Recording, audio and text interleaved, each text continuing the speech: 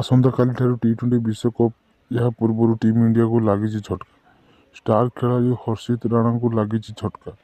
ସେ ଦଳରୁ ବାଦ୍ ପଡ଼ିଛନ୍ତି। ଏବେ ହର୍ଷିତଙ୍କ ସ୍ଥାନରେ ସୁଯୋଗ ପାଇଛନ୍ତି ମହମ୍ମଦ ସିରାଜ। ଅଭ୍ୟାସ ସମୟରେ ଆହତ ହୋଇଥିଲେ ହର୍ଷିତ, ଫଳରେ ତାଙ୍କର ପ୍ରଥମ ବିଶ୍ୱକପ୍ ଖେଳିବାର ସ୍ୱପ୍ନ ଆଶାରେ ରହିଯାଇଛି। ତେବେ ଏନେଇ ଏପର୍ଯ୍ୟନ୍ତ କୌଣସି ଅଫିସିଆଲ ସୂଚନା ଦିଆଯାଇ ନାହିଁ। ସେପଟେ ଅଧିନାୟକ ସୂର୍ଯ୍ୟକୁମାର ଯାଦବ କହିଛନ୍ତି କି ଏବେ ହର୍ଷିତ ଅସୁସ୍ଥ ଅଛନ୍ତି। ସେପଟେ ଦିନିକିଆ ଏବଂ ଟେଷ୍ଟ ଦଳରେ ନିୟମିତ ନିଜର ସ୍ଥାନ ପକ୍କା କରୁଥିବା ସିରାଜ 1.5 ବର୍ଷରୁ ଅଧିକ ସମୟ ଧରି ବାହାରେ ଅଛନ୍ତି। ଯଦି ଦଳରେ ସୁଯୋଗ ପାଆନ୍ତି, ଦଳକୁ ଜଣେ ଭଲ ଦ୍ରୁତ ବୋଲର ମିଳିପାରିବ।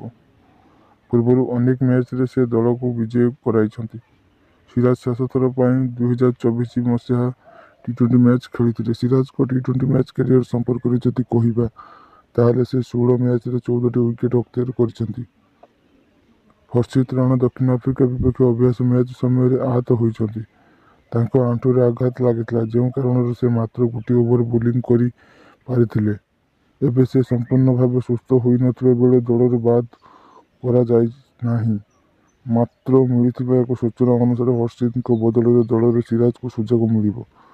ହର୍ଷିତ ରାଣା ଏବେ ଦମଦାର ବ୍ୟାଟିଂ କରୁଥିଲେ, ମାତ୍ର ତାଙ୍କ ଭଳି ସଟ୍ ଖେଳିବାରେ ଅସମର୍ଥ ହେବେ ସିରାଜ।